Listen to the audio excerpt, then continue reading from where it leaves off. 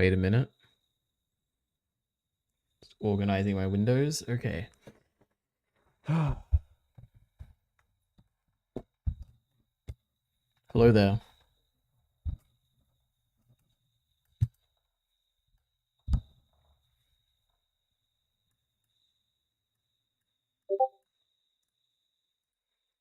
Let's begin.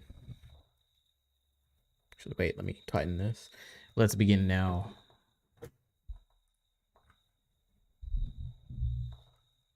That's the longest it's ever taken to find a match. It's crazy.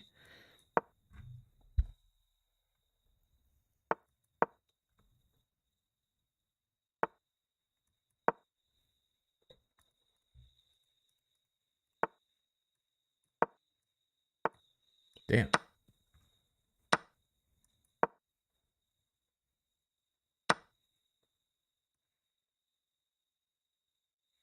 Hmm.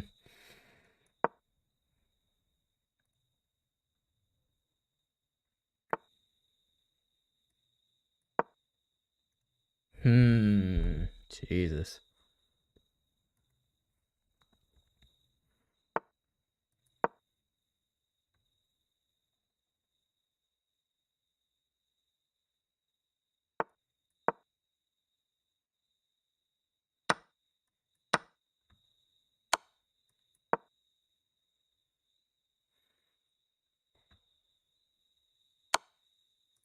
I knew that was gonna happen.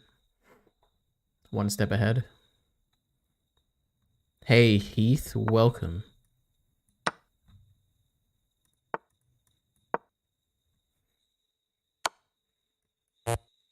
Damn, that's rough. There goes my queen.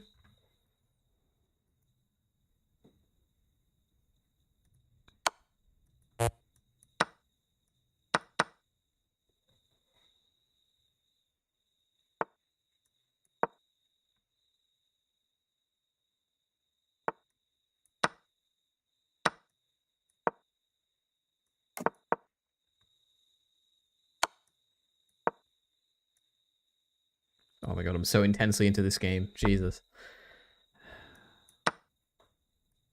Oh, I can't move there. Oh, thank god. I'm so glad I versed like people at my level.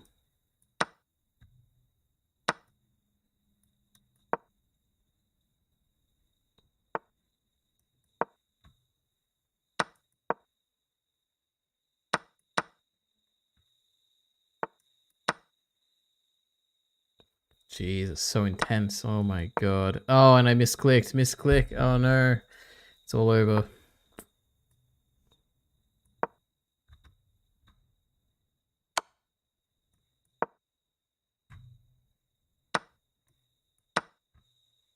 I think he misclicked too. Or they, or she, or whatever.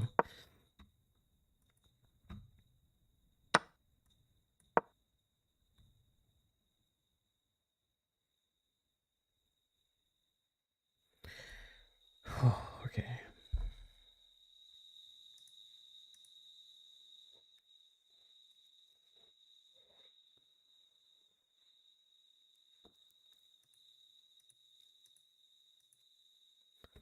Anyway,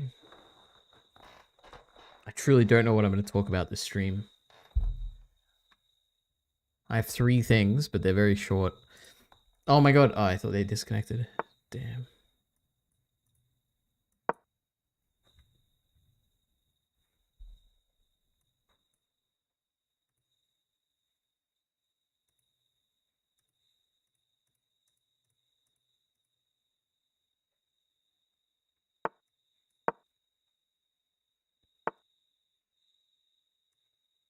Oh no.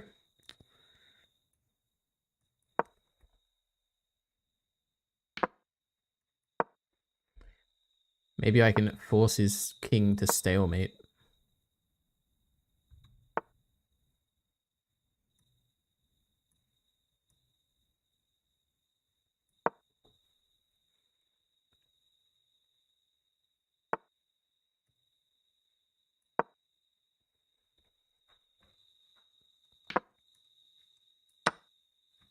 Oh, so good. Alright. This has got to be the most engaging match of chess I've ever seen on stream.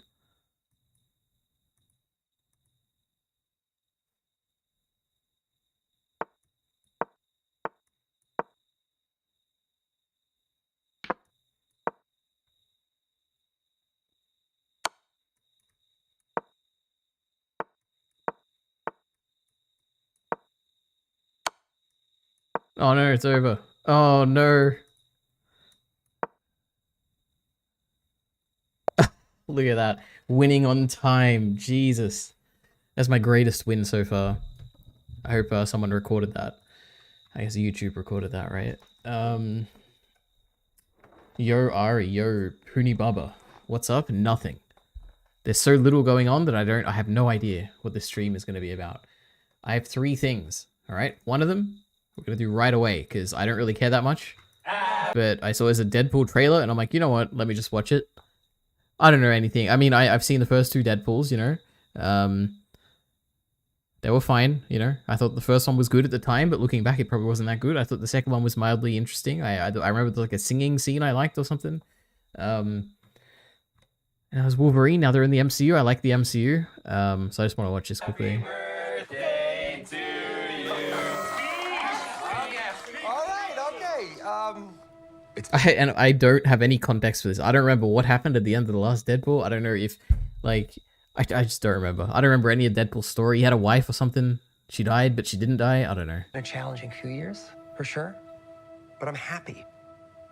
That is because of each and every one of you. I'm the luckiest man alive. Make a wish, buddy.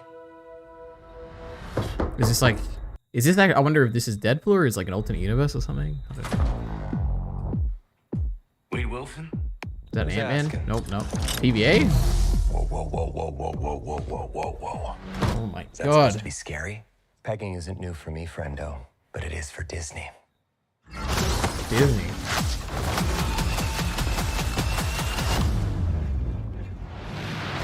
Kinda cool. Mr. Wilson, you appear to have soiled yourself while unconscious. I wasn't unconscious. Who are you? Why am I here? Walk with me. Wade, you are special. This is your chance to be a hero among heroes. I smell what you're stepping in, Sensei.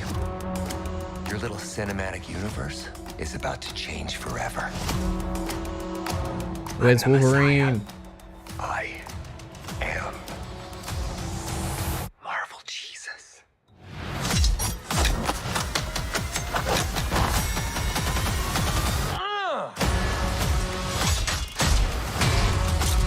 Oh no. God, please! Oh my fuck!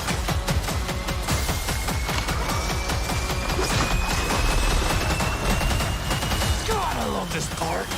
Wait!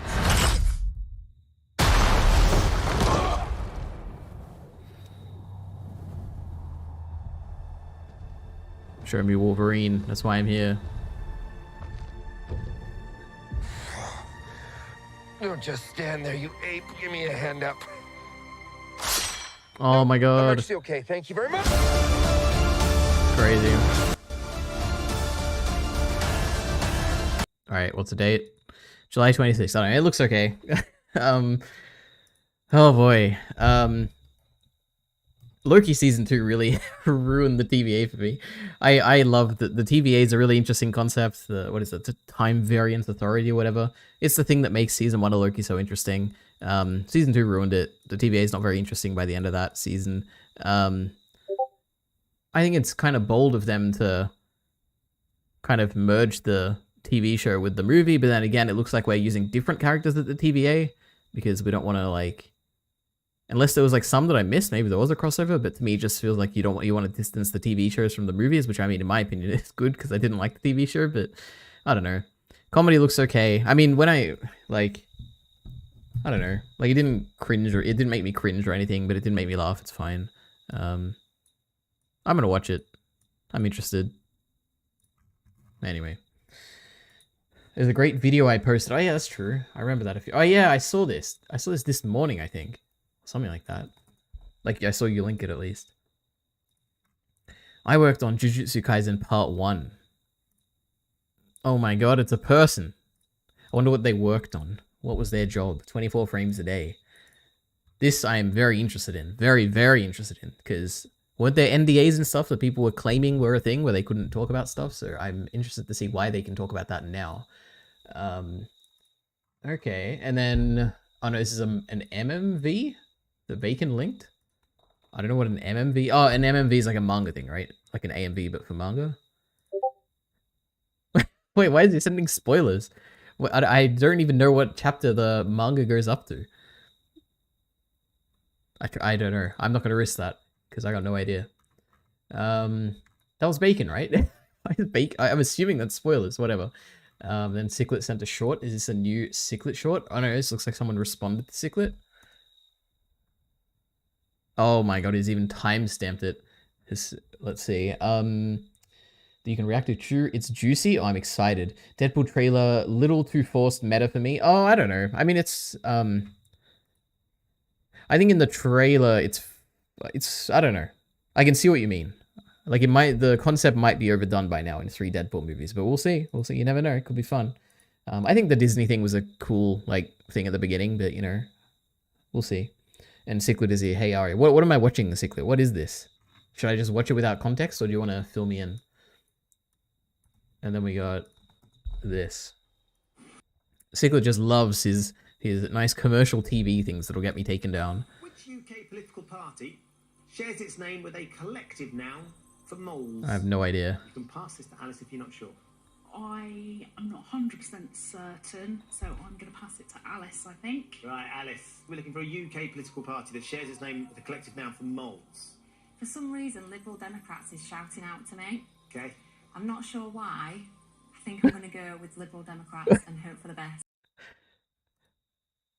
I don't know what level of a meme that is, but like, I don't even know what a collection of moles is. Is it like a family or something? Surely it can't be Democrats or something. That's great. Anyway, I don't know. For anyone wondering, a group of moles can be called a labor of moles. All right, very funny. Thank you, Ciclet. All right.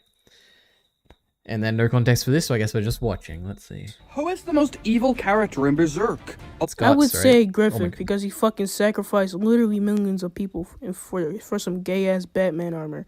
Also, I don't hate gay people. I'm just saying that. A lot of people would say Jesus, that's awesome. Oh boy. All right. Good stuff. I'm glad he doesn't hate gay people. All right. Wait. Before we do that. So number 1, Deadpool trailer. Done. It looks mildly interesting. I'm interested. Another thing, I don't have anything to say beyond pointing out that Blind Wave is reacting to One Piece live action, and yay, because I like Blind Wave and I like One Piece live action. Hell yeah. And the third thing is, oh my god, if you go to this channel right here, Elite Ari, and you see this join button here, you can become a member of the channel. Isn't that crazy? And if you become a member, actually, how do I even show this off? Because if I press join, it doesn't even do it. But basically, there's like 2 levels, $1 a month, and you get emojis and badges. $3 a month, you get to participate in polls, and you get channel updates, all right? And so far, I have 1 member. And I'm not going to out them, because I didn't say if they want to be outed or not, but they're a legend, all right? I love them. So anyway, keep that in mind. All right, that's the next thing. Oh yeah, no, also, this is the current poll that's going on.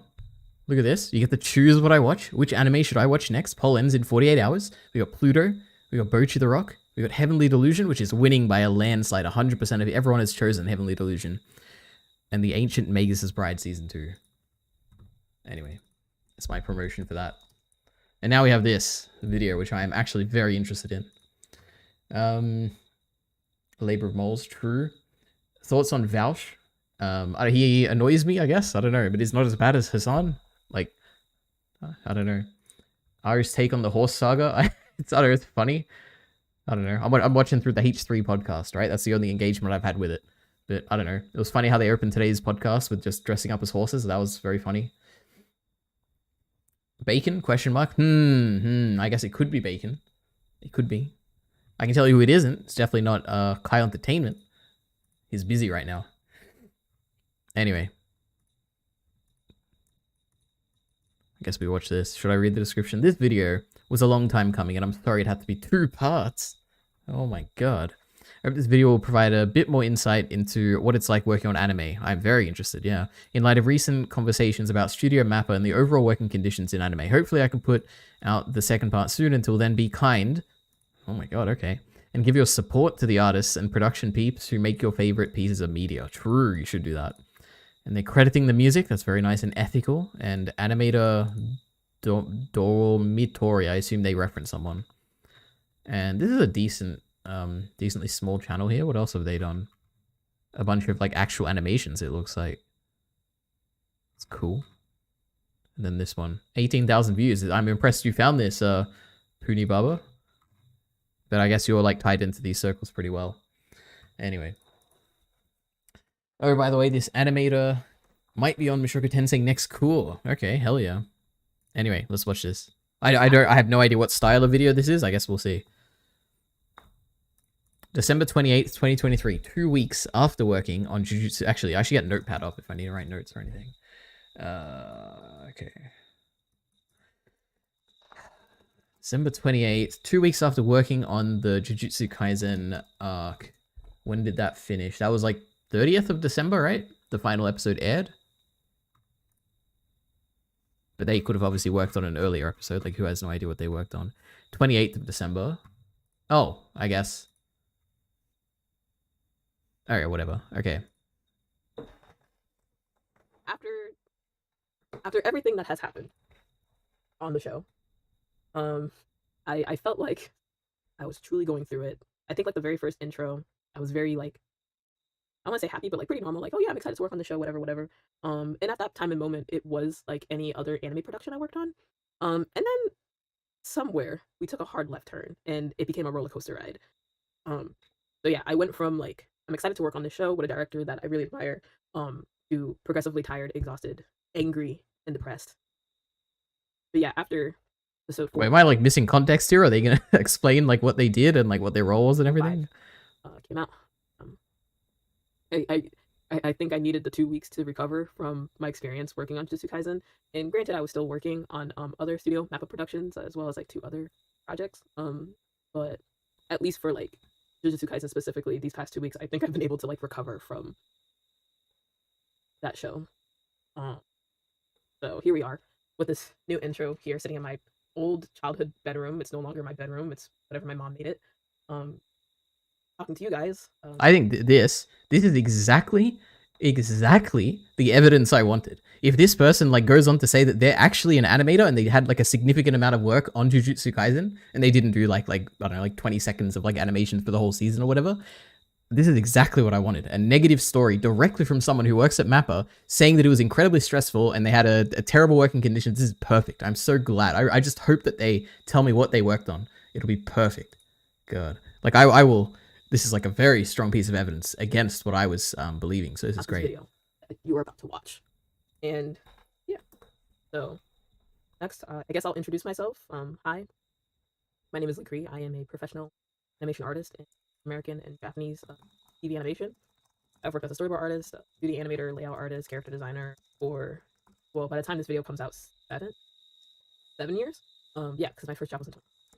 So for 7 years, so I guess I have a bit of experience working in it, I guess you can say.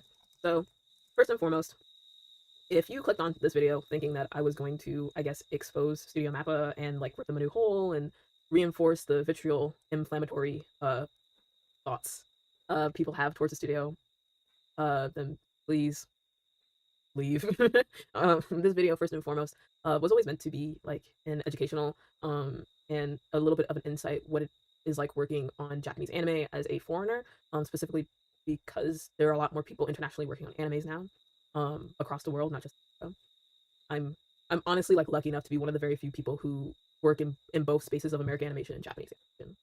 So I felt like that was something that not a lot of people had resources to, or gets talked about a lot. So that's why I decided to make the video in the first place. And I'm hoping that I can stick to that, because I don't want this to be a whole like, I don't want people taking this video and using it as a way to be like, yeah, see, I was right. Studio Mappa is like that type of stuff. Like what I experienced on the show. Hey, I'm not using it for that, all right? I'm using it to flip my opinion here, all right? Yes, it was intense, and I'm even comparing it to other animes I've worked on. it was not good. Like there's no other way to say it than it was not good. But then when you compare it to working on an American production, it's like it starts to borderline on like breaking labor laws by American Ooh. standards. But if I'm comparing it to other Japanese studios I've worked with, it was pretty bad. But I'm still grateful for the experience because not many people in this world sit there and say, yeah, I worked on Jujutsu Kaisen. Like not many people can say that. So I'm not comparing Wait a it to minute. other Japanese studios I've worked with, it was pretty bad. But I'm still grateful for the experience because not many people in this world sit there and say, yeah, I worked on Jujutsu Kaisen. Like not many people can say that. So I'm not gonna knock it for what it was. I'm still here to try and do my best to answer your questions, and also I end up inserting a lot more questions more specific to this general problem about anime, which is the working conditions. And I'm just going to be adding my perspective as somebody who like full time like primarily works in American productions and highlight the differences between the two, and where I feel like with anime there's just so much. There's so many layers to it. That's like outside of just like budgetary problems. There's also like the societal and cultural aspect of it that's like compounded into this issue. But yeah, so I'm gonna do my best to like kind of keep it in that regard and answer as many questions as possible, and sort of also incorporate like, yeah, this is how America does it compared to Japan. You'll notice that a lot of the issues at the end of the day really just come like budget, which allows for more time and more resources, not better art. But I'll talk about that later. So yeah. I just didn't want it. I didn't want this to be like dishonest, and like I think we can all agree that the working conditions specifically under Studio Mappa needs to be like examined, and there's obviously some action needs to be made.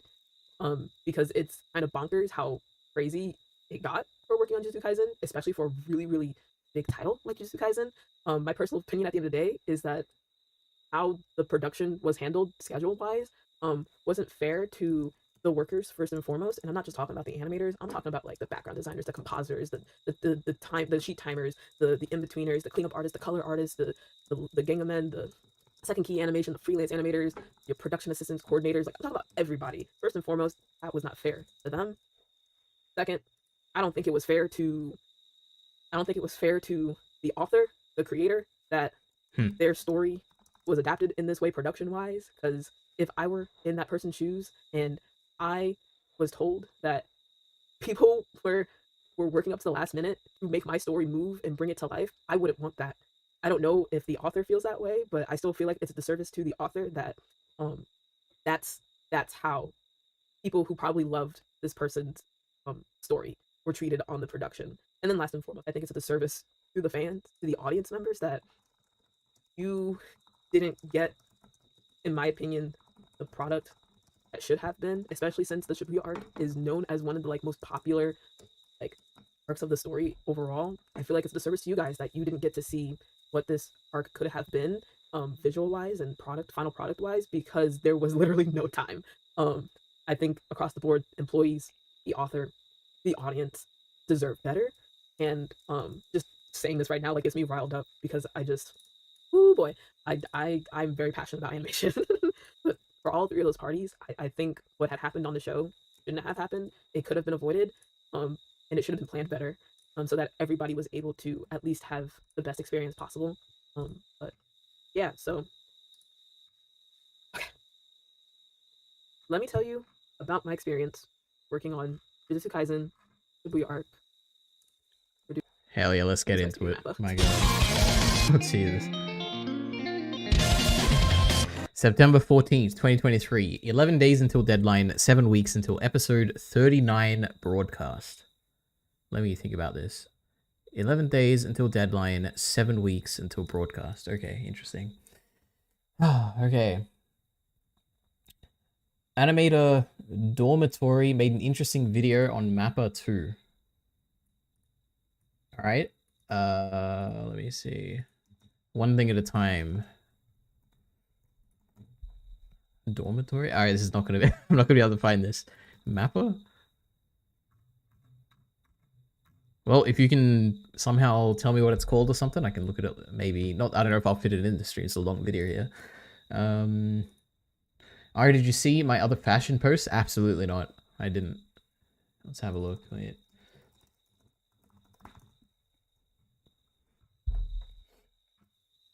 I don't even. I typed in Cichlid and Reddit, and it's like this account has been suspended. So crazy.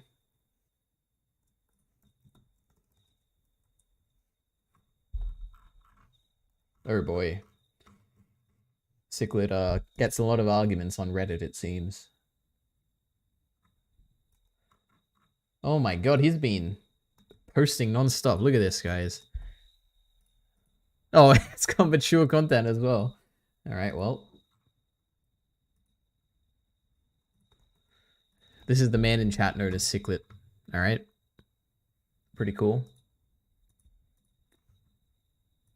I think this is a good fit. You know, me and my limited fashion experience. Get a belt. Oh, they actually helped you. That's great. Oh, you got 0 upvotes. People don't like you here. My god. Anyway. Okay. Are you coming to the party on Saturday? I am indeed. I've got a costume idea for you. Okay, good. Let me know. She does so many of the cuts. Wait, she does show many of the cuts she worked on. Okay, that's great. Wait, Jujutsu Kaisen look bad? No, it didn't. But it could have. I mean, as far as I understand, the animators thought that some animators thought it could look better. So, I mean, that makes sense. I thought it looked great, and the animators were just abused. No, it's like it looked great, but it didn't live up to the potential, is what I've heard some animators say. I haven't seen it. I think it looks really good. Like I voted it for the animation of the year or whatever in the Crunchyroll Awards. I thought it looked good. What was wrong with it? There's oh god.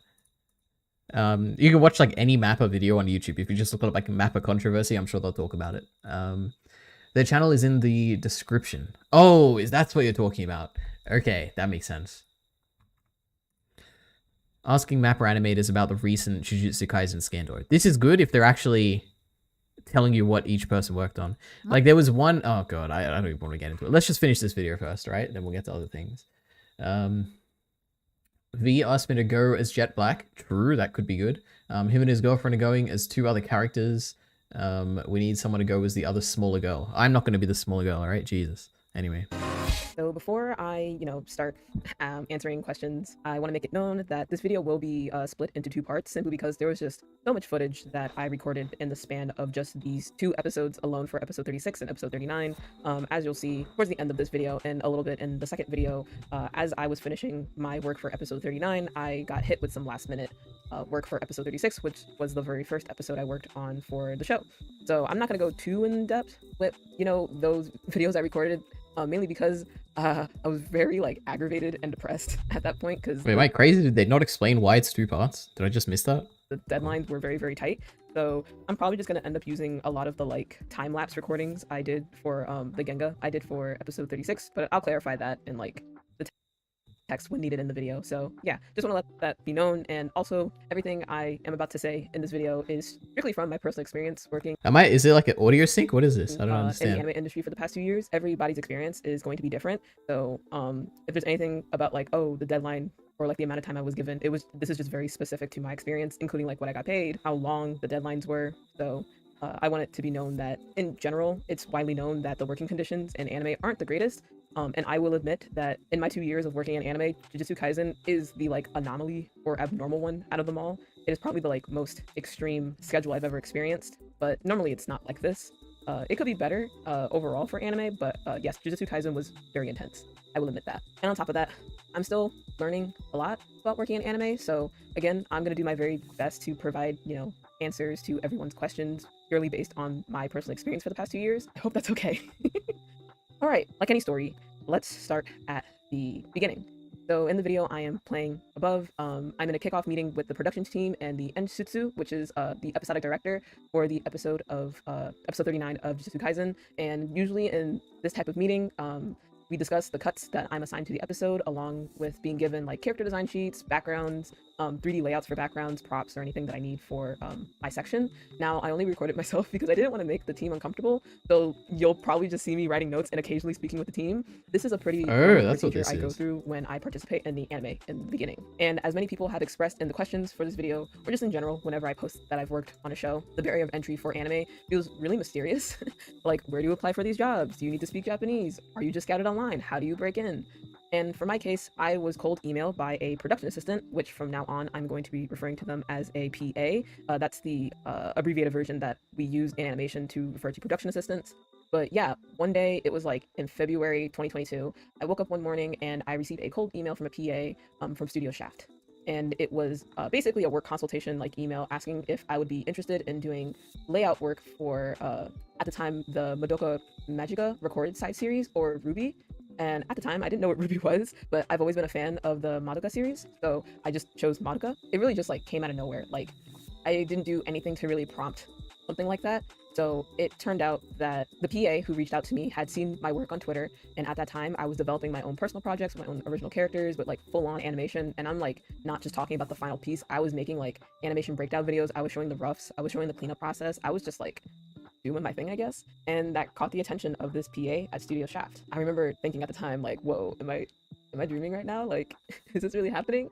I remember like right after doing that, I had asked a couple of friends of mine, or like online friends of mine who I knew that worked in anime before, to like confirm whether or not this email was legit or not. And thank God I did, because one, they confirmed with me that it was a legit email and it was from a legit like studio, whatever. But two, they were so kind enough to inform me that the rate that was given to me at the time was actually a rather decent one. And I don't want to like, I don't want to like expose what I got for Madoka, because as we continue, I'm going to talk about pay a little bit more as far as like the range I've had. But for right now, the pay that I got was like considered decent in anime like industry, is all I will say. So my two friends helped me out, like basically showed me the ropes of how to go about doing layout for anime, and I am like so thankful for that, because I think a lot of people who want to work in anime are not lucky enough like me to have people like they mutually know or they're close to teach them and give them advice about something, because there very much is very like little information out there to like, specifically I'll say like Americans, about, you know, how to break into the anime industry. So I guess a pro tip I would give is, you know, if you're interested in working in the anime industry, if you're following somebody who like, whether you're mutuals with them, you're close enough with them, or you're just like, you know, you're being respectful and like respecting their boundaries, I don't think it hurts to ask like, hey, I really would be interested in like working in anime. Could I take like 15 minutes of your time to ask you about what's that like and how you went about it? Because I think learning from others is always a good thing. So I would encourage people to do that, like ask people who have worked in the industries that you are interested in, like ask about their experience and their advice, because it's truly like valuable. It's priceless, honestly.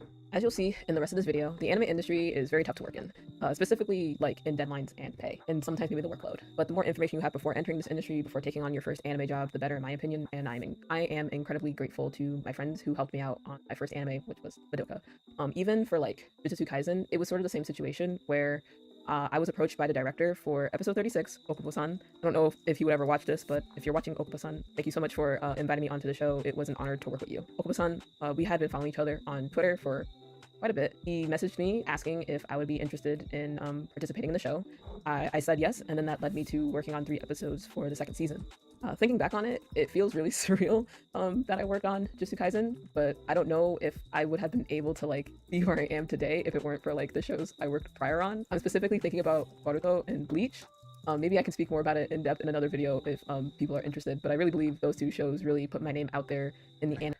I feel like I'm just stealing content at this point. I don't have anything to say. I'm interested. I guess we'll keep going, I guess. Like, a layout and 2D animator for like Genga and stuff. Because even though my Japanese is like not the greatest, I would say I'm like at a first grade level.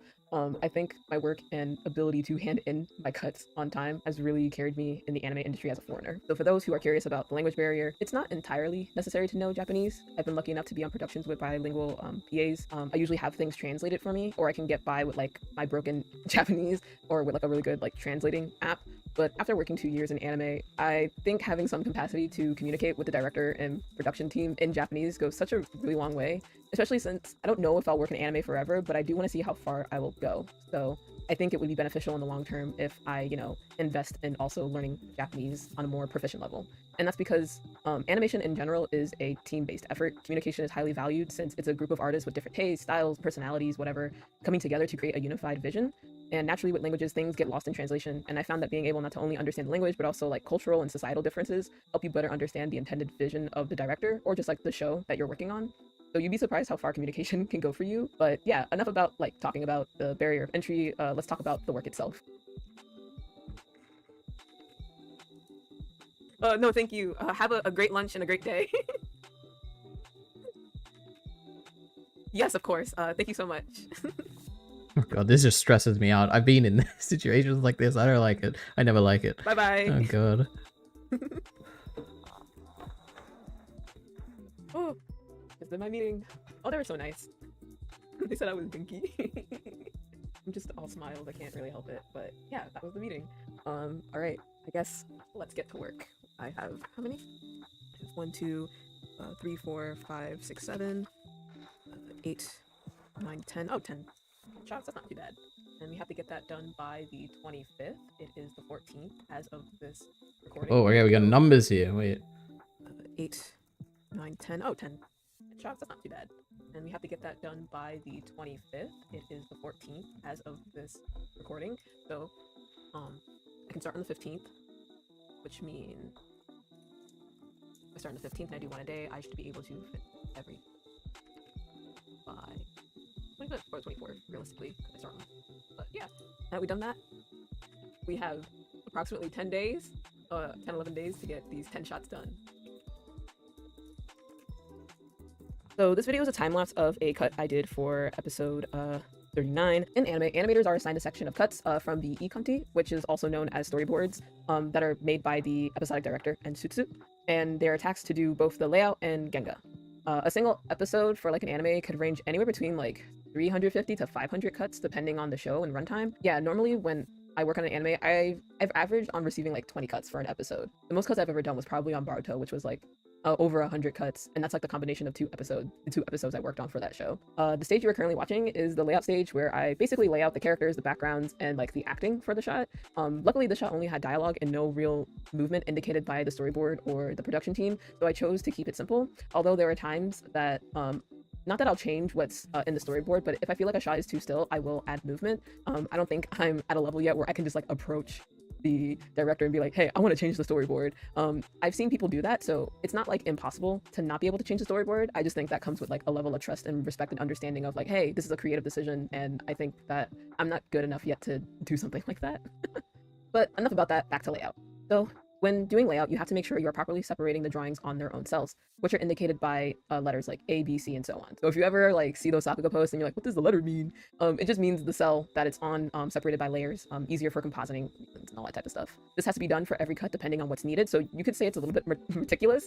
Even for like 20 cuts, it can get a little bit like, monotonous and whatnot by trying to separate everything in order. But yeah, though I will admit on my part that after 2 years of working in anime, I realized that I wish I could have started in doga, which would be like the English equivalent would be in-betweens, before jumping into the deep end, which would like be layout and genga, especially on a show like just... That's really interesting to hear. Because I know one of the criticisms people say is that like when you work at Mappa, you start out at in-betweens, and people don't like that or whatever. They want to be working straight on the actual storyboards or whatever. Kaizen, or maybe anime or the Genga or whatever. General. A lot of people were asking what's like the ideal entry level that you should aim for when entering anime. In my honest opinion, like this is again in animation in general, starting out in in-betweens is a really great way to like enter the field. In-betweens are a really great entry level for beginner animators because it gives them a chance to learn from veteran animators. Oftentimes, you know, doing in-betweens can help teach and reinforce the animation principles. Yes, I'm talking about squash and stretch and all that type of stuff. It reinforces it in a way that it builds into a muscle memory because you're like purposely like trying to fill in the gaps for like key poses for like an animated piece done by a veteran animator. Yeah, ideally it would be great to start from there. Like, and I say ideally with like capital letters because the unfortunate truth is that there isn't many opportunities to train new talent like that nowadays, both in Japan and in America, or at least I'm speaking as like a foreigner working in anime. I don't know if there's a way for like foreign animators to start out as an in-betweener. A lot of them that I know personally started out in layout and genga like I did. But yeah, so for those who keep asking what position they should aim for when breaking into anime, if you're able to, I would say aim for doga. I wonder why she keeps flipping the thing left and right. Like, I wonder what the advantage of that is. In-betweens. But don't be surprised that if you are approached to work in anime, it is for layout and genga. Oh wait, no, is it a different frame? No, it can't be. Just be prepared for like the sheer amount of work that's going to be asked from you. Wait, yeah, CD. Because I guess it is a different frame. That's interesting. Huh.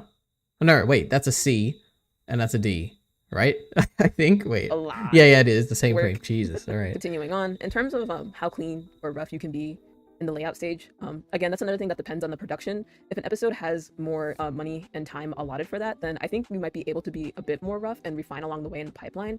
But in my experience, since I haven't worked on a show that was like a decent budget, or at least one that's like close to what an American production would have, I tend to go very clean for my layouts. Is it extra work? Yes. but it's because I'm so aware of how little time we have to produce the episodes in the first place. From my experience, I'm normally given 2 to 4 weeks to do layouts for my section, which can vary anywhere between like 20 to 40 cuts. What weird visuals? True, but you know what? It's fine. I think this is a good, quick way to make a video. Ari, will you watch This Is England now that you're no longer a student? I don't think me being a student has anything to do with it, but you know what? I will watch it, Cichlid, don't worry. That's to make sure you draw one side bigger than the other. All artists do that. Huh. That's crazy. Okay. Wonder how that helps you. Is it, I guess, just to get, like, perspective? Like, it gives you it's like you draw something and you zoom out and you're like, huh, it looks different. I assume it's something like that, but for like left-right flipping, I don't know. If you don't, sometimes the drawing gets distorted on one side. Okay, interesting. Cuts. And that time... Are you an artist, Puni Baba? I'm interested, because I've never asked you. Like, what's your, background? Because you know a lot about this stuff, like always. Really take into account the complexity of the cuts I'm assigned to, as well as the composition.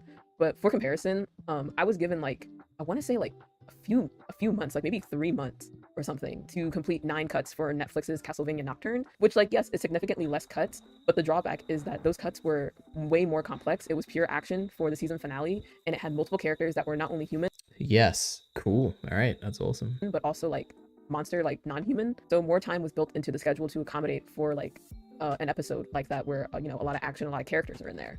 And that's the power of budget, people. And I'm not saying that this schedule like does not exist in anime whatsoever. It's just that in my 2 years of experience working in anime, I haven't had that. You know, having a schedule where it's like, yes, we'll give you 3 months to animate the thing, and we are appropriately scheduling things to make sure that we have time to revise things at the same time. I think there are studios out there in Japan that treat their workers decently and have good budgets and, you know, pace themselves really well. It's just, unfortunately, I haven't experienced that yet, and it would be great if I could one day, but we'll see what happens. But moving on, once I hand in my layout, normally like within maybe like that week or 1 week in total, I receive corrections from the Enshitsu and the Sakan, which is like for the Sakuga Kantoku, or I believe the translation would be animation director. And then once I'm given the corrections, then I'm given a deadline, which is based whenever they need it to get done. Sometimes I get a week on a normal production. Other times, not even other times, on Jujutsu Kaisen, it was usually 24 hours to 48-hour turnarounds. So, yeah. So while I think my layout and Genga skills like need more improvement, and it would have been great if I could have started out Doga. So this is another thing I've always wondered, and I never understand. You can see it in Premiere, you can see it in After Effects, you can see it how they're drawing here. Why are there 3 boxes? I just don't understand. Like, which one is the frame? Why are there things that are outside the frame, or why are there things that are cropped in? I just don't understand. I can understand this centering thing, right? And I'm sure this will take me like 2 seconds to Google, but I've just never looked it up. And I have no idea. Like, there's, you know, it's a nice gray box. Well, I guess there's the really big, like, nice whole page. Then you have this gray box, then you have this red box, then you have another red box. I'm like, what is this? I don't know. Anyway. I can like had learned that way. It's still really nice to hear like my PAs that I've worked with at Studio Mappa tell me that they like my work because it's clean and easy to correct. So maybe I'm doing something right. I don't know if going too clean is like bad, but if it makes it easier for the next person, then I guess that's all that matters to me. Let's take a break from drawing and let's check in with IRL me on the progress of the cuts for this episode. All right. I post rarely though. All right, that's fair. It indicates pan for like zoom. Panning is like when you're moving left, right or something, right? I don't know nothing, all right? You're talking to someone who has never done any art ever, right? Except for the sketching on an iPad. Wait, what is this? September 18th, 2023. 7 days. Wait. I didn't even... Oh, yeah. So what was it? On the 15th, they got the assignment. On the 25th, it's due. So this is 15, 16, 17, 18. So 4 days into the work. 7 days until the deadline. 6 weeks until the broadcast. Okay, interesting. I'm just going to put it right here for a second so you guys can see me. But, all right. It is Monday the 18th. It's like a little bit over 11 a.m. We have exactly a week to finish the other 9 cuts. So today, I'm going to try and get 3 done because they're relatively easy. They don't require like... I don't know if she'll mention this. I am mildly interested in like what the working hours are like. Like how much is she working? I don't know if maybe she said it and I just missed it, but like when she says there's 7 days, is this like 9 to 5 days or is it like is it longer? Is it shorter? Like I'm interested. Like movement or anything? Like is it all oops, it's a bug on my screen. Like, is it all the same work of like how we just saw in that time lapse of drawing and stuff, or is there actual other stuff you have to do? Okay, one of them does, but that's because I wanted to add that. We're going to be working on 3 shots, you know, just to keep a constant like flow of submitting work for them. Some people may not know about this as I like move my hand because my arm got tired. But usually in anime, at least what I've learned in the past 2 years of working in anime is they prefer it if like you hand in shots or cuts. Shot and a cut are the same thing. They prefer if you hand in a cut as soon as like you're done with them, so that you know the side director and the animation supervisor, also known as the enshitsu and sakan, can like do corrections. So there's like basically kind of like an assembly line of, oh, okay, this person finished 3 cuts today. Let's get started on that while they get started on the next few cuts. And then once I finish those next few cuts, the corrections for the last 3 cuts have been like done. So it's like a continuous cycle of hand in work, corrected work, hand in new work, fix corrected work, and all that type of stuff. I gotta figure out this window situation because like it's not even, it's like it's cloudy outside. And yet there's just like a bunch of light coming through. I don't know how to fix that. We're gonna be working on 3 shots. Oh my god.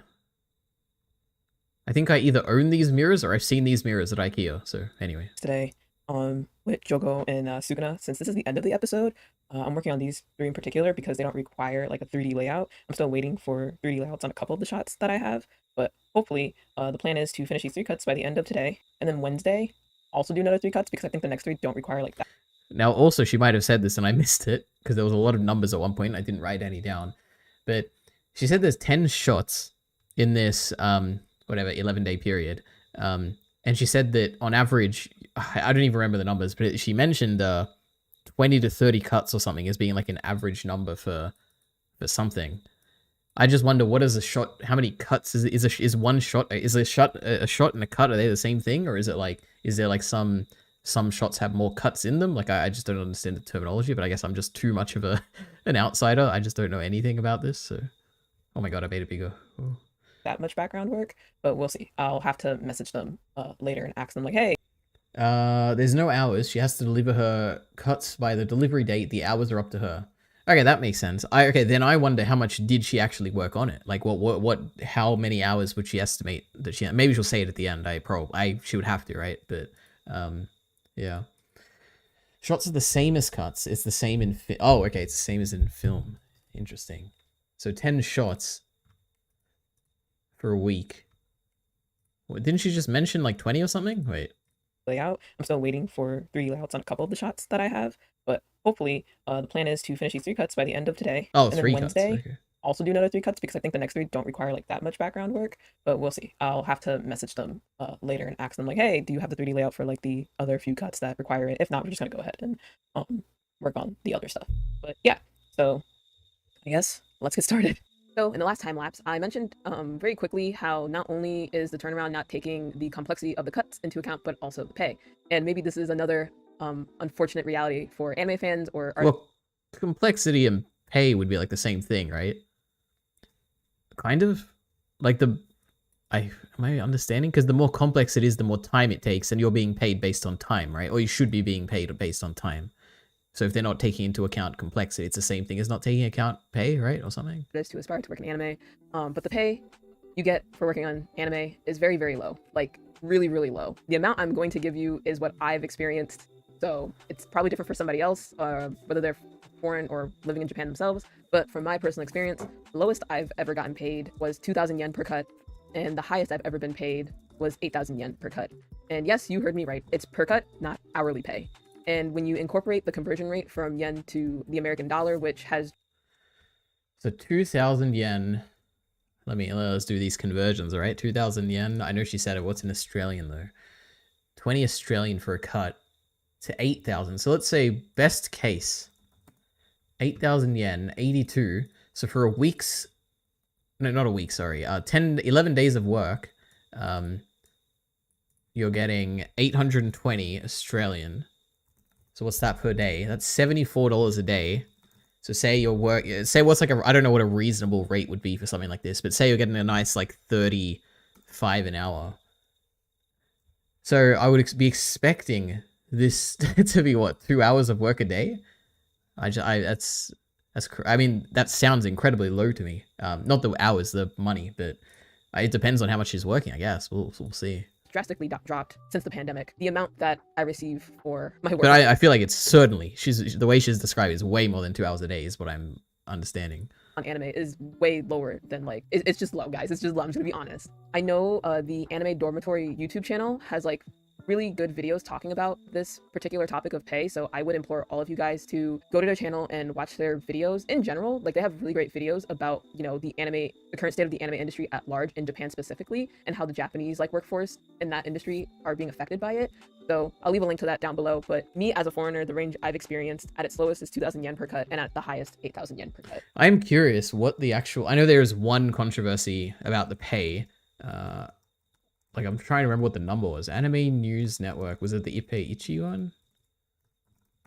Jesus.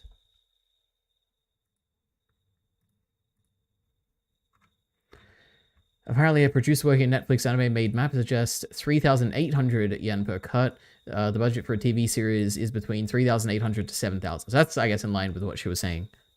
Slightly higher. Offer the unit price is good. Okay. Just to be frank. Your paid per cut depends on how fast you are and how complex the cuts are. Sure, yeah. Frank, as an American, I can't make a living by only working in anime. I live in California where rent is ridiculously expensive, like stupid expensive, and I have a full-time job working as a storyboard artist in an American studio. I don't work on anime full-time. I do. Oh, then maybe 2 hours would if anyone, I don't know if anyone, if it's just Puni Baba or anyone else, whatever. Has she said how many hours she works a day, or like did I completely miss it? Because I feel like it's very important here, right? Like I'm very interested, because that would make the difference between this being like truly like terrible to like just being like an average like side thing you do. I don't know. On the side, usually at night. If I was living in Japan, I'm not sure. Maybe I could work on anime full time. Like, for instance, like, oh no, I don't want to. We're not even going there. Since you know, the standard of living is different to like America, specifically California. But yeah, for right now, I just freelance in hopes of, you know, just learning. 2 hours is nothing. Yeah, exactly. So you're not. Yeah, okay. That's you're not finishing your cut in 2 hours. That's what I was expecting. Yeah, like the way even just watching this time lapse, it feels like it would be at least like, well, I don't know. I would say like 4 hours or something, but yeah. I just wonder if I've missed it, because that's like a really important piece of information here, I think. Learning more about the anime industry and the pipeline. It really isn't for the pay. It's really for like the experience of learning something different. Because like if she also has like a full-time job, like how, like what, I don't know. It's interesting. And this isn't to deter people from doing anime work altogether, but rather to inform all of you the reality of like the working and pay conditions. I just think it's important to be transparent. And just for like another comparison, the lowest I've ever been paid to animate on an American production was $100 per second. Yes, not per cut, per second. $100 per second. How many frames is in a second? You know? I guess 20 frames or 24 or whatever. 20. It probably not. It's like 12 or something. I don't know. $100 a second. What is a cut? What is a cut to seconds? Like how? I guess you can't do that, right? You can't do the conversion because a cut can be variable in length. Maybe she'll compare it now, I guess. Wait. Paid to animate on an American production was $100 per second. Like a cut would have to be like 10 seconds or something, right? Surely, like 5 to 10 seconds, I'm guessing. So it's like what, like 5% of the pay? That's crazy. Something tiny like that. God damn. Japan is crazy. Yes, not per cut, per second. So let's say that I'm working on an American production, and they're like, "Hey, here are 10 cuts. We're gonna pay you by like the second." So let's say a cut had like 5 seconds. Times that by 100. That cut would be like $500 to just. This is great stuff. I like this. 100 a second. Suppose a cut is 5 seconds. Is that what she said? Wait. Hey, here are 10 cuts. We're gonna pay you by like the second. So let's say a cut had like 5 seconds. Times that by 100. That cut would be like $500 to. So this makes like, that's what it should be, right? Like it should absolutely be per second, right? It shouldn't be per second. It should be like based on the number of frames you draw, right? Isn't that like what it would make sense? Because that's actually the work you're doing. But then you would say some things are more complicated and some aren't, and I don't know. Because it seems crazy to pay the same amount for a cut that's like really short versus a cut that's like really long, right? Or really long and complex and short and not complex. Like, what's the logic there? I guess the logic is that they expect you to get it done in time, which means that you're allowed to drop the quality. all that matters is getting the cut done. The quality of actually doing it doesn't matter that much, I guess. I don't know. To just do the rough animation. It still could be better, but that's the significant difference we're talking about between like the pay that I get in America and then the pay I get in Japan. And that number, like specifically in America, that number could increase depending on like the complexity and like length of the shot as well. I remember while animating on Castlevania Nocturne, the rate was slightly on the higher side because they were very complex with multiple characters and it was action. Yeah, and at this point, I think you could probably tell that money plays a huge part in not just like the amount of, you know, money an artist gets to, you know. I think it is kind of interesting the fact that, like, the fact that this is an artist and they're not mentioning the number of hours worked. To me, that makes it feel like that's actually not an important thing. Like, it feels like maybe when you're working, the number of hours you work it's not something that an artist even thinks about, I guess, maybe. Maybe that could be why they haven't mentioned it. Because to me, as like a non-artist watching this, just thinking about like a career, like when you work in a job, like the hours you pay is like the hours you work is obviously like the most important thing, right? But maybe for an artist, it's not like that. Like maybe you don't actually just work all at once and you like split it across the day, or like, I don't know. It's interesting that it's not mentioned. I don't know. Anyway, like how, like, oh god, I don't know. Like 5 seconds, right? A cut that lasts 5 seconds. Like how long would you work on something like that? I just wonder. Depends on who you are. Depends on who you are. You can demand higher pay. I mean, that makes sense. People like Sheng Meng Chen can charge 50,000 per cut. I assume that's yen. Wait, what is that in a 1,000 yen to AUD 500? That makes a lot more sense. Even that's like tiny, right? Compared to America. That's crazy. Do the work that's done, but money also plays a huge part in how much time. And she said that was the lowest she's ever been paid, right? $100 per second.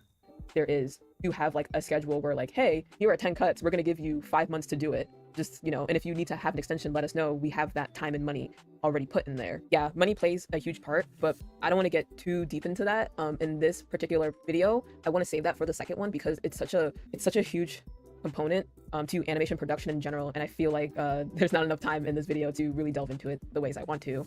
So before we dive into that itself, let's check back in with IRL me, since at this point in my journey working on Jujutsu Kaisen, things start to shift in a way that I was not anticipating, I will say, at the time.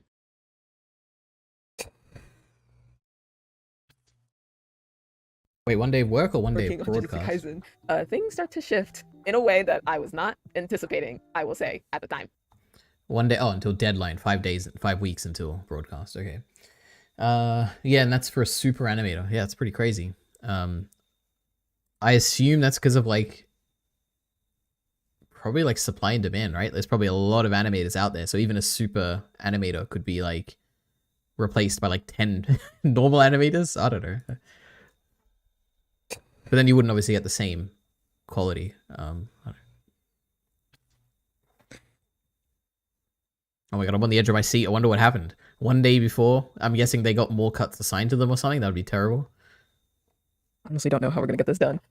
It's Or like she's behind or something? I don't know. September 24th, and I still don't have a 3D layout or Oh, so everyone's behind. last Okay. cut of my sequence. So what I can do is I'm gonna finish the last shot that does have a layout for me, which is 310, if I remember correctly. Okay, I'm gonna have to finish this one cut, send it out, and you know, hope for like an answer, because between yesterday and today, as time has passed, I already sent out 2 cuts that I did in the last time lapse. And I haven't heard back from the production assistant, so I'm assuming it's because technically it was Sunday when I sent it out at night. So like maybe they're just not in the office on Sundays. But then again, yeah, they probably just wasn't at the office yesterday, which is fine because yeah, go take a break. Like you don't need to be like working that hard, you know? Yeah, I still don't have a 3D layout for cut 322, and So I don't think I missed this. I think it's just like assumed knowledge here. But when she's sketching over this, I don't want to go back. Actually, it's at 40 minutes exactly, so I can remember. But when she's drawing over this, I'm sure she probably did explain this now that I think about it. Is this I understand the background is like CG, is like a 3D layout or whatever. Are these characters also like CG renders and you like sketch over them or something? Is that what that is? Is that what she's referring to as a 3D layout, or is what is it? Like, I just don't understand the terminology. And I know she explained it at the beginning. I might have just missed it. Yeah, I'm interested in that. Anyway. Oh my god, if it isn't my only, and for maybe I got another one, who knows, but my only, as far as I understand, YouTube member, Jarky Bacon, with a nice white badge representing. He is the first, I think it's like on the first month you get a white badge and then it upgrades over time the longer you're a member. Isn't that crazy? He's going to get a bronze badge soon. How exciting. Anyway. And he's using the emojis, the big brain emoji. Crazy. Anyway. Those are her rough sketches. Oh, okay. Then what's a 3D layout, I wonder? GOML. I don't even know what that is, Bacon. 3D layout is basically how the camera would move through the background. Okay, interesting. All right. I'll get on my level. Okay, Bacon and his crazy acronyms. Yeah. It's crazy. You got a green name. Well, I don't know if your name was always green, but it's green now. It's cool. Even though it's 24th today, Wait, I feel like I forgot what I was doing. Wait. Yeah, I still don't have a 3D layout for cut 322. And I'm really hoping that she mentions the number of hours or something at the end to summarize, because this is a really interesting video. It really feels like I'm understanding like the day of a life of an animator, for instance. But I feel like I have no context as to like how much work it is. I just feel like I don't understand. Like how does it, like, does she finish her normal full-time job and then like afterward do the mapper stuff? Does it intersplice throughout the day? Like, I like how many hours? You know, it's just what I'm interested in. But yeah. And even though it's 24th today, it's technically the 25th already in Japan. So like tomorrow is the deadline, and I have no idea That's an interesting thing. whether or not I'm going to get the 3D layout in time to finish it. At least the bright side is that last shot is like super simple. It's just I have no idea what part of Shibuya Station they want me to put the characters in, so I'm gonna just have to wait until they give me the layout.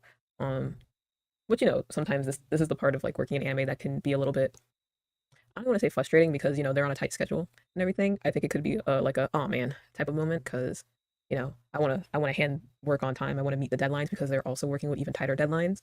But, you know, when you have to wait for the other side to be like, hey, here's the thing, and you constantly like ask like, hey, is there any update on it? Is there any update on it? And it like keeps getting pushed back and back and back and back. And sometimes it can be a little irritating, because again, you just want to hand in the work on time and do good work. But, you know, that's not like, again, at the fault of the studios themselves. They're working with Wait, whose fault would it be? smaller budgets, so there's like less time, less resources.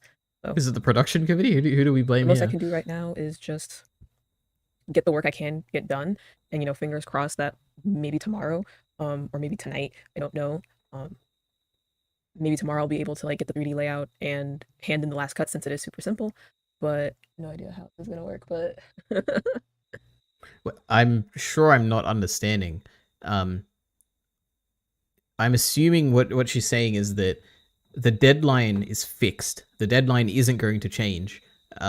So no matter what, she has to get the remaining cuts, or I don't know what you call it, remaining cut, I guess, cuts if there's multiple, done by tomorrow regardless. Or she's not going to get paid or something. Or like she is going to get fired or whatever, right? That has to be what's going on here, I think, as far as I'm understanding.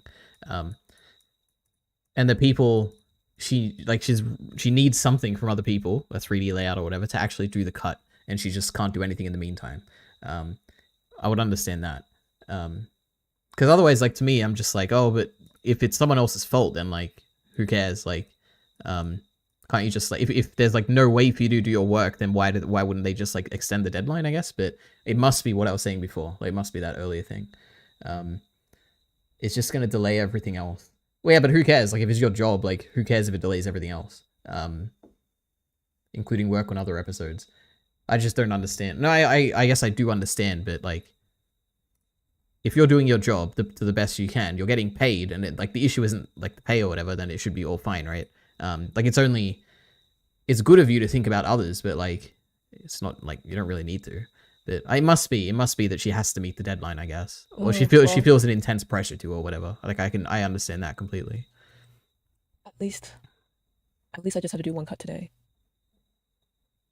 2 days over deadline, 5 weeks until broadcast. A returner challenger. Oh, episode 36 appears. Okay. Let's start off with some good news. Actually, let's have a look. What was episode JJK episode 36? So 39 was the Jogo 39 was the Toji fighting the octopus / Jogo turning Sukuna into Sukuna. 36.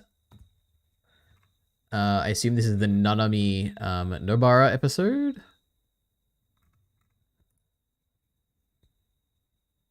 I don't remember. Oh yeah, it is. Okay, interesting. All right, now we have a little bit of context. All right. It matters, including work on other episodes. It matters when you care about your job. All right, whatever. All right. By the way, you can see her portfolio video. It has all her JJK cuts. That's awesome. All right. So good news, everyone. I got the 3D layout for our last shot Oh, no. in episode 39, cut 322. I got the 3D layout, so we can finish it. But it's okay. It turns out that all of the employees, or at least all of the PAs, the production assistants, were super busy helping out on episode 34, which 34? Oh my god, we got a new one. JJK episode 34. Pandemonium. So is the episode after Gojo gets sealed? Alright, alright. Wait, that's the wrong video.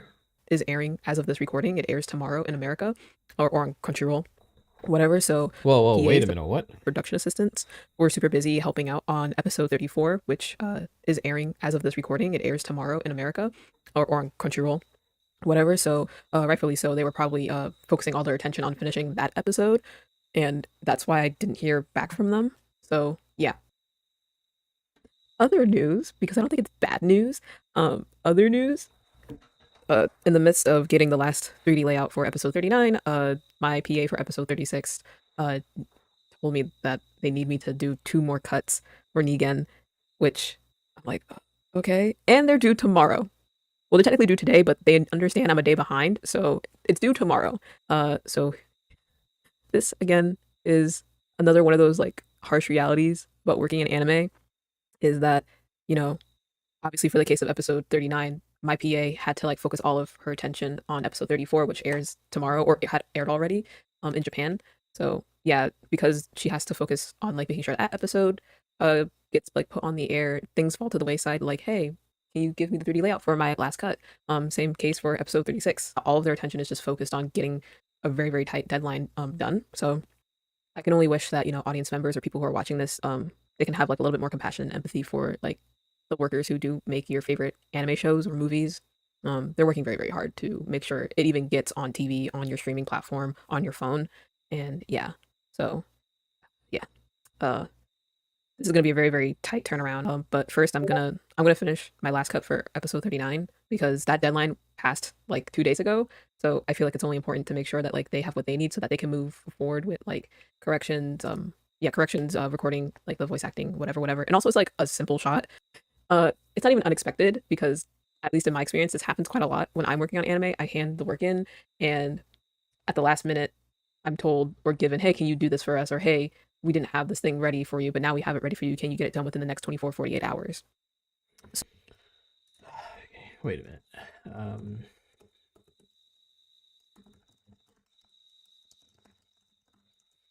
So, yeah, just a little heads up for anybody who wants to work in anime. Like, this is the type of deadlines we're talking about, where you think you're done, and then like weeks go by, and then you get hit up, and they're like, "Hey, we need these 5 cuts to be cleaned up. Can you do it in like 2 days?" Not every studio or production's like that, but at least from my experience so far, and I've been working in anime for almost 2 years now, it pretty much ends up being that way, where it's like, "Yeah, can you get it done within like the next couple days?" As opposed to, "Hey, can you get it done within like the next week or 2?" So. I should have known it was going way too easy. The people are overworked, honestly. Like, yeah, I'm sitting here a Wednesday night, it's past 10 p.m. and I'm still working, you know? But when did she start? This is the one question I'm interested in. And it's not gonna get addressed. I'm so sad. Oh, there's no transcript either. Oh, I must have. I hope. Oh god. We still got time, right? We still got time. I should be probably going to bed, but I'm not gonna be going to bed because, you know, I made an agreement to provide my services for this company. So I will follow through with that agreement. This is just to showcase how, you know, how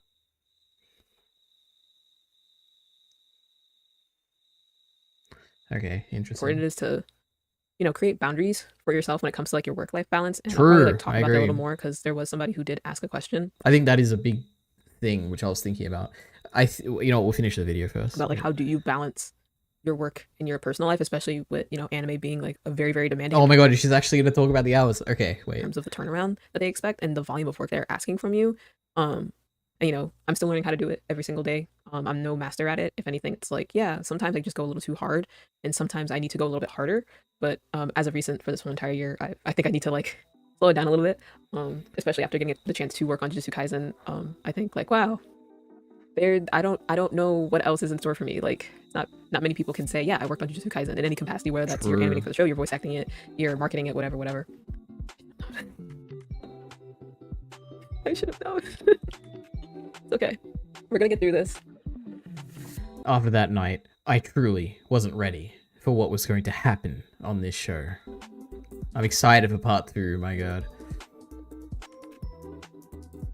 I wish there was more compassion and more empathy from anime fans. I fucking knew it. I knew this was gonna happen. I just think that Studio Mappa should like slow down, if that makes any sense. Oh no. Okay. Next one's gonna be the interesting one, my god. I'm so Alright. tired. My voice is like shot. Yeah, this looks like the same. Okay.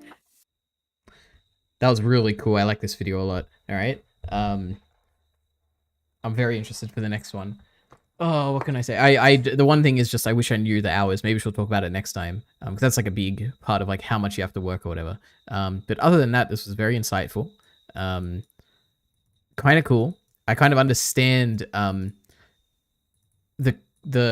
weird the vague complaints that animators were making on Twitter. I understand them a lot. At least I understand if it is all like this, it makes sense. To me, it really seems like a Japanese work culture issue, which Mappa is like taking advantage of potentially, where it is like you're expected to get the work done at your own sacrifice. Like what she was saying here, which is like, if he has a day left, the studio wants the work done. She doesn't have to get, like, she has a contract and she wants to fulfill the contract. She will probably have to lower the quality of her work, but it's expected of her by her co-workers or whatever. That's like the gist of what I'm getting here, which is kind of what I was expecting when people talk about like the working conditions or whatever. It makes sense. This is really interesting. Okay. Anyway, that's that video. You can see a work portfolio, an animation reel, maybe in this, or maybe it's in here. Oh my god, she has a website. Hell yeah.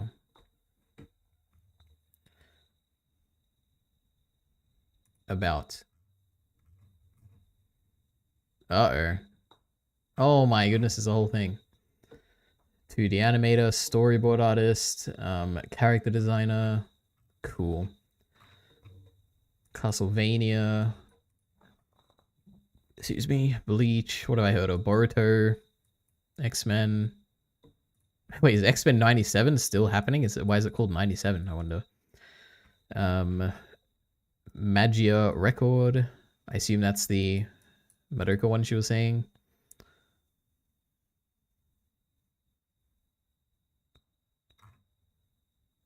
Am I crazy? Where's Jujutsu Kaisen?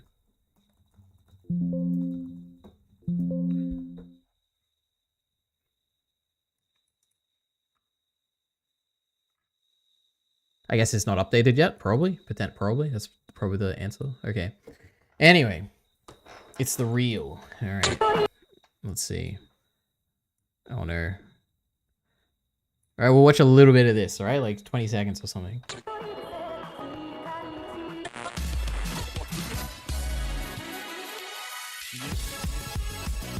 Hey, there was JJK. Oh my god.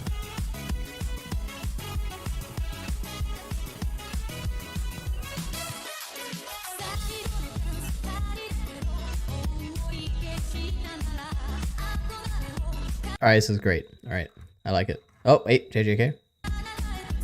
Alright. Actually, I didn't look at the comments. I wonder what the comments are saying. Oh no, this could turn me against the video. Wait, what are these? They'll be nice, right? They'll be appreciating. Oh yeah, I read a little bit of this. I like the animators. We get to open up more. True, I do like that. And more with the public and telling their experiences and tips they have to give very good video. I don't get why so many studios produce the show as it's airing. In my opinion, 80 to 100% should be completed by the time episode 1 drops. Alright, living in a fantasy here. Firstly, you're like the sweetest person ever. But yeah, the Eastern animation industry seems brutal. I'm glad you were able to come out the other end having gained some valuable experience. Hey, we're not at the end yet, alright? There's still a part 2 to this video. Things could change. Some valuable experience rather than drained all your ambition, which seems to be the case for a lot of stuff on JJK Season 2. I still didn't finish this video, but it's really complete. Alright. These are great comments, right? Look at this. No crazy people here. Oh, she replied to something. What was that? Oh my goodness. Do I really want to read this? What was an excellent... Oh, okay. She endorses this. Let's have a look. Thanks for offering your perspective on the situation. There are so many different ways you can look at this, and it really depends on where you fall in the pipeline too. I remember some staff saying the production was fine, but they also had way more flexibility due to what their position allowed them to do. I think it's good to have these honest kind of retrospects as another comparison point to give you a bigger idea on what really went down. I really feel for the team. Gosho Zono is an exciting individual to follow ever since their earlier work. Jesus, text is tiny. You can really get an idea of the talent and creative passion they hold. He is clearly blah blah blah.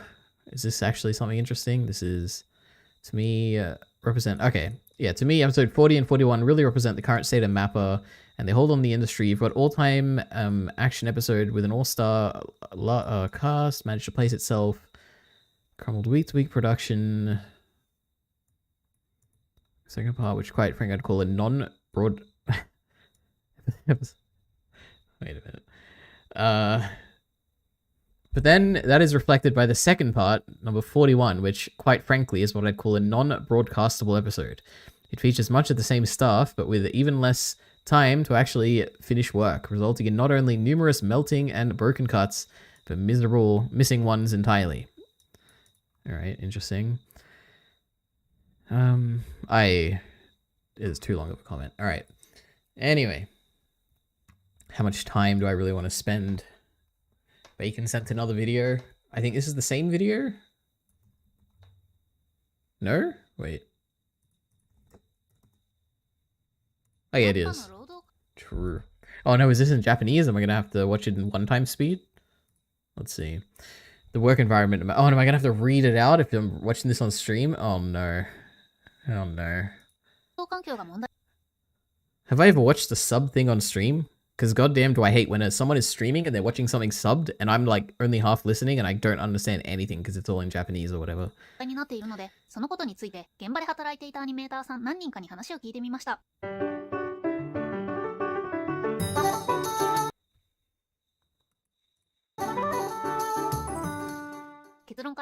Oh, I can't do this on stream. But this is very interesting. I will watch it in my own time. Cool. We've done it. Is there literally anything else I had to talk about? I don't think so. I think that's it. Anything else any other videos? Anything else I should be doing? The death of the action genre, why I only watch shonen anime. I feel like there was an interesting short one here. I'll protect your voice from AI voice cloning. A guide for performers. I was mildly interested in this because what does this even mean? How could you possibly do that? Or is this like satire or something? Explore the misuse of AI technology and its impact that it has on all of us in creative industries. If you missed it, we put a link in the description. Today, the dangers of voice cloning are more present than ever. Your voice could be used to scam your loved ones or stolen and used without your consent. So the problem's clear, but what's the solution? In this video, we'll take a look at some of the practical steps you can take right now to reduce the risk of cloning. Hey, let me think. How could you reduce the risk of cloning?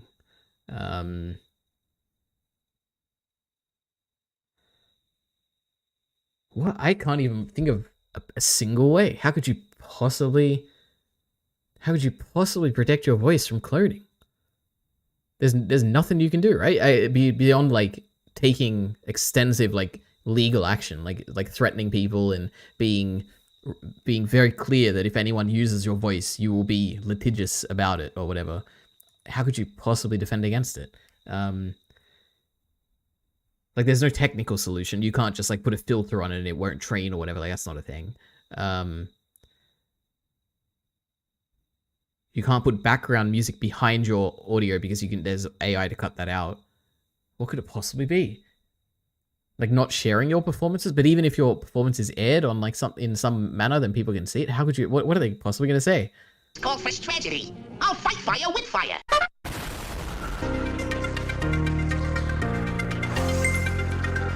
So how does voice cloning work? Well, right now, the most well-known voice cloning apps are 11 Labs and Play.ht. You might have heard of others like... How old is this? Oh, 6 days ago? Alright, maybe they are the most popular? I guess the most popular, like, mainstream thing, maybe? Voicer, Respeecher, and so on. There are loads of them, and they are all much of a muchness. To clone someone's voice... Am I crazy? Isn't there one... Wait, isn't RVC the most... I mean, maybe that's just, like, for people who aren't doing it for professional things, but as far as I understand, like... This is the most popular one that people cite, but you have to do it your own. Like, you can't just do it. It's not on like a website where you can just upload it, but anyway.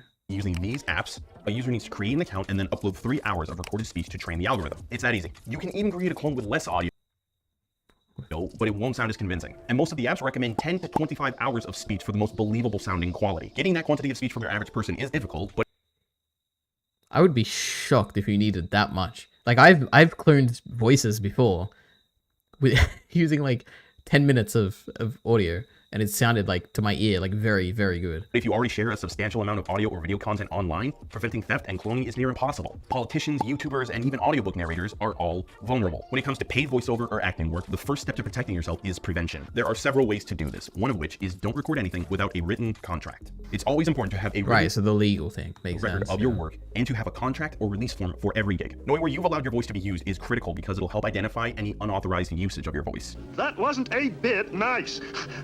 You have made me very angry. Very angry. This is gonna be the weirdest insert meme I have ever seen in a video. Like, it's old. It's not really, I mean, to me it's not funny, but I'm sure maybe to some people they find it funny. It's going on for so long. This is awesome. Angry indeed. For actors, presenters, or narrators, every project you record should include a release form or work order stating who you are granting publishing rights to, what are the limitations specified. Oh my god. I'm watching the stream though, so I'm quite behind you, but the flip the canvas. Oh, okay, here we go. To reset your eyes. True. Okay, good.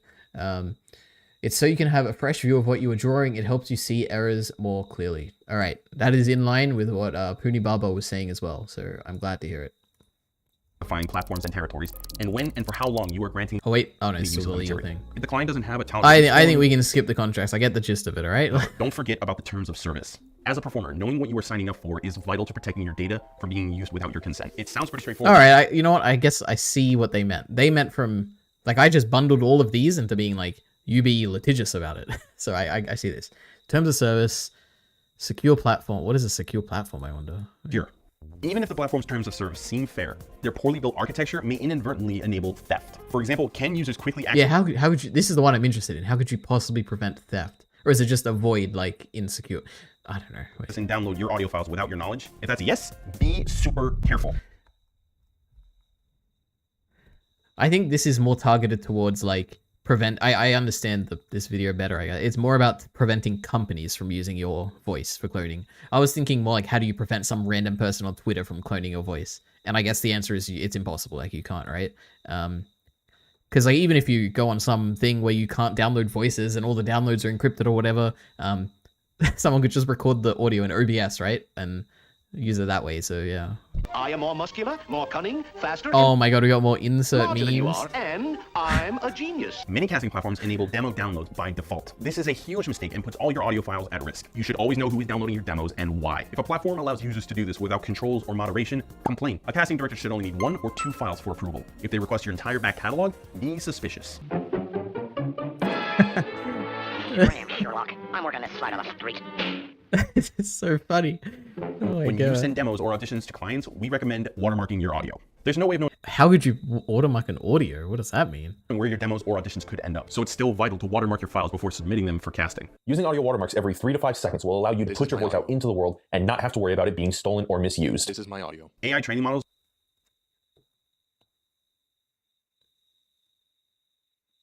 What does that even mean? Where would you upload your audio where you want people to hear it, but you don't want them to hear it uninterrupted? He said like when you're applying for jobs or something, right? Let's see. Where else would you want to put your voice? auditions could end up, so it's still vital to watermark your files before submitting them for casting. Using for casting, audio yeah. watermarks every 3 to 5 seconds will allow you to put your voice out into the world and not have to worry about it being stolen or misused. This is my audio. AI training models love clean audio, so always include a background soundtrack in audio submission. You just remove it. There's like AI to remove background audio. If the platform allows, you can also have a name slate. Watermarking is like installing spotlights outside your home. A burglar could still get in, but they are less likely to try to rob you when the next house over looks like an easier mark. For actors submitting self-taped auditions, partially hiding your face with your hair or scarf is recommended to prevent the creation of deepfakes of your visual likeness. Always make note. Wouldn't they just wait for your like final product to come out and then clone you then, like where your face isn't hidden? Like, why would? What a weird When thing. and where you submit auditions. Being organized will help you identify the origin of any unauthorized use. Watermarking isn't the only way to outsmart AI clones. So let's talk about duration and quality. AI cloning algorithms need lots of data. So if you keep your online Oh Jesus. They don't really need that much data. Like you're not. I don't know. Those are short. The chances of you And they're gonna need less data as like time goes on as well. being cloned are reduced. Submitting shorter samples of your work instead of full-length recordings is a practical step every performer should take. The other thing you can do is lower the audio or video quality or bitrate. Yes, very curious, very interesting. Thieves always want the I don't understand. Where is a person, like a performer, sending their audio, besides like I can understand an audition or something, where they don't want it to be good quality, like where they're fine with it being low quality. Like I don't understand. highest quality to create their voice clones. Most of the apps will struggle without clean, high-definition audio, so always use MP3. I also don't think that's true. I think the apps can do well with like low quality audio. It would just produce like quality like low quality audio as well, right? Of WAV for everything except the final delivery. Lowering the bit and sample rate a notch will put off the thieves, but still be sufficient to demonstrate your vocal ability. All right, I get the gist of this video. It's somewhat interesting. All right, Jesus. Kind of like if you were stuck on a coding problem and you need to take a break to refresh and clear your mind. Flipping the canvas does that for artists. I get it, Bacon. I get the point. Thank you. It also makes it easier for you to draw with the curve. Draw with the curve of your wrist. Curve of your wrist. I guess. Interesting. This is going to be great. I'm going to end the stream and Bacon's going to be catching up and he's going to be wondering why I haven't seen the messages. It's going to be awesome. All right. Anyway. Oh, no, actually, I know what happens when you end a stream because it happens to me every time I watch a Destiny stream and I leave it open overnight and then the stream ends. I press play. I'm like, okay, I'm 6 hours and 38 minutes into the stream. Let me press play after my nice long sleep. And then he goes right to the start and I'm at 000. And I'm like, God damn, now I have to remember what I was up to. It's so annoying. So that'll probably happen to Bacon eventually when he gets to this point. So sorry about that, Bacon. I guess that's it. Nothing else to talk about. Blind Wave just put out their Tuesday rewards. Spy Family, Season 2, Episode 8. Demon Slayer, Season 3, Episode 11. Naruto Shippuden 126. Anyway, so next time, oh no, of course, go become a member. You know, channel members. I want money. Give me my money. What else? Eventually, I will do a stream where I show off my Minecraft worlds. All right, I've got a bunch. I'll go through the history. I'll show you all the big ones and the old ones, and that's mainly just for a video that I can put on my channel. How the channel's doing. I'll do this last thing here. Oh yeah, the powder video is doing better in an effort to save Vanda. Oh my god. 380 views, not bad. Have we got any comments recently? Oh, we got Jarky Bacon's comment, of course. Member of this channel. One day says, why every LoL player just screams at me about me having brain damage anytime I open the game. True. Anyway. So that one's doing good. I have too many videos that I'm keeping track of at the moment. On Ordinary RA, we've got We've got my most successful video ever on this channel. Reacting to Netflix's Avatar behind the scenes video. 4 days, 870 views. Oh my god. And still the same comments here. Then we have the Media Digest, not doing too good, 21 views. I think people are sick and tired of that series. And then we've got the underperforming video here. Light novel reader discusses Mushoku Tensei Season 2 Part 2. People are not interested in this. Maybe I should stop making Mushoku Tensei videos. Oh, look at this. Oh my god. Oh wait, this might be spoilers, by the way. Yeah, wait, I won't read it out just in case. Anyway. Oh yeah, no, and I've also got Secondary ENT, Black Lagoon. Well, everybody, the same. 236, still 2 comments. And Chatter, Heath, has left a comment here. So there we go. Then, of course, what else? We got Jarky Bacon. He put a video out lately. How's his video doing? 2.3k, not bad at all. Almost doubling the Attack on Titan one. Almost doubling the Blue Eye Samurai one. Look. 45 comments. 5 days ago, we got a comment. All right. So that's everything I'm keeping track of. So, for anyone listening, make sure to remind me whenever part 2 of that Mappa video comes out. I'll watch it again, even though I really didn't say anything for that first reaction, but I find it very interesting. So yeah, I guess that's it. Thank you for coming.